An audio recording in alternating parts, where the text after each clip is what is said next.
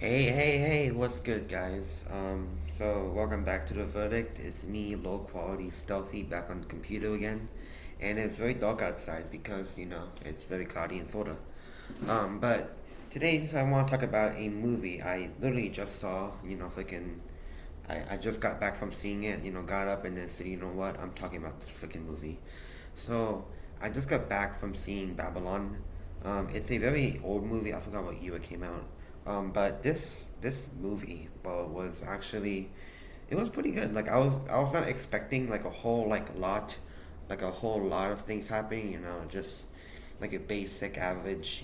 Just like a cool movie. I think like I had this idea in my mind that it was gonna be not that good at all, but it did blow me away. It was actually a pretty like decent, good movie.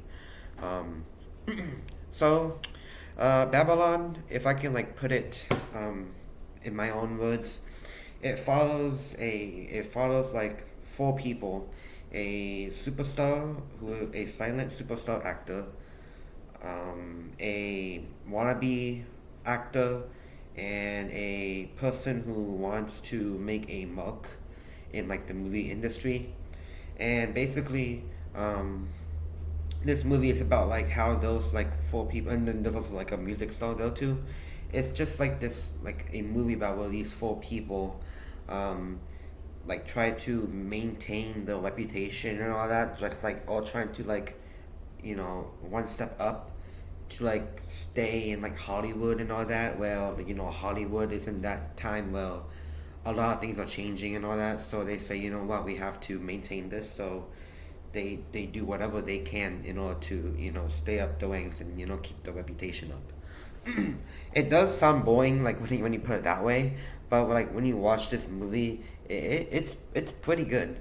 There were also like a lot of big actors in here, freaking Brad Pitt, Margot Robbie, Tobey Maguire, Emma Stone. Like there was actually like a good, like decent amount of popular people in this movie, and it's really good. It's really good.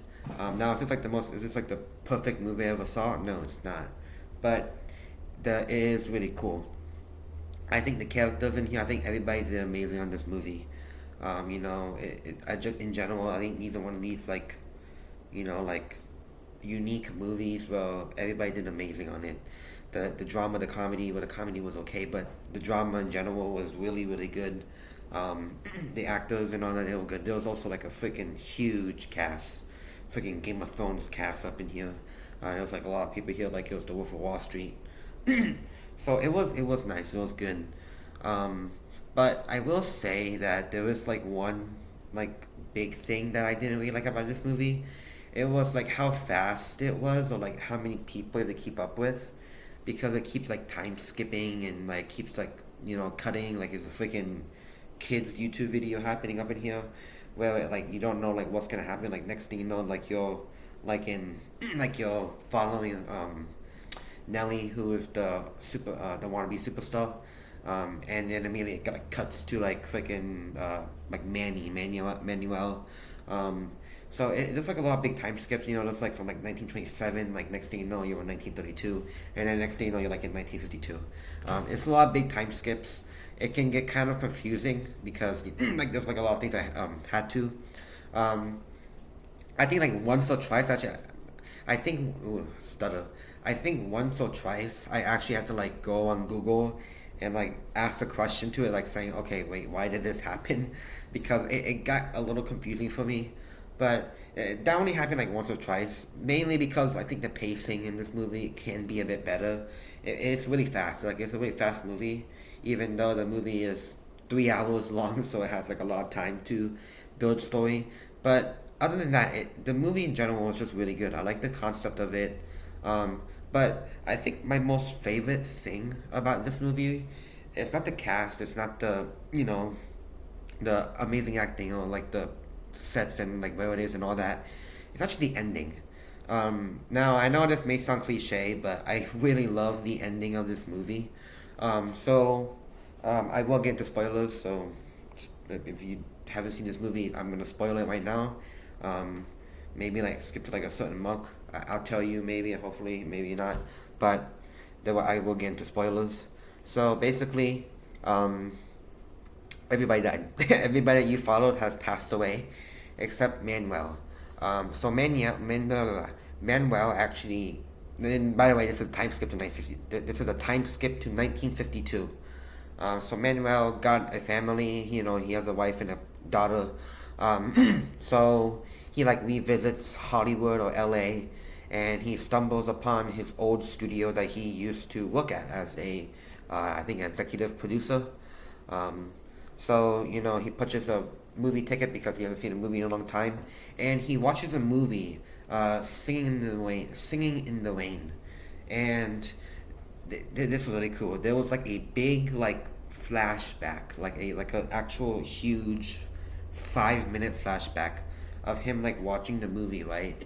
And it shows like sounds and colors and all that. So he gets up out of his seat and he's out there basically in tears because of like what he did to the movie industry, because that was his dream. Like literally in the beginning, he said that my dream is to make a mark on the movie industry, and by the end of the movie, he did. He made a huge mark on the movie.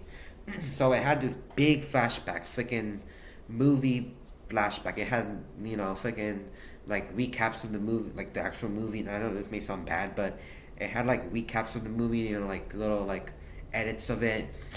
You know, like the one, eight, seven, six, like that old timer, and it also had um, like flashbacks to like actual movies, like the Avatar, not the Last Airbender, but Avatar: The Blue People, Avatar, Matrix. Like it had like a flashback to all these movies that we had in a year, and it literally hits you like it wasn't like it's not part of the story. It's you to the viewer. Like this flashback literally says to you that what Manny did and like what he did on the movie industry itself, and it shows you like you the viewer like this is the movie breaking the fourth wall, and showing you a compilation of like what this guy has done to the movie industry and showing you different movies and all that, and it's crazy. And then it shows cool things like you know, to all you computer nerds out there, blue, red, and green, which is what makes up like the entire pixel thing. um, and it's crazy. This movie it was cool. It's not the most perfect movie out there, of course. It could have been better, but the concept and you know everything about it, like it had opportunities. Like it had it.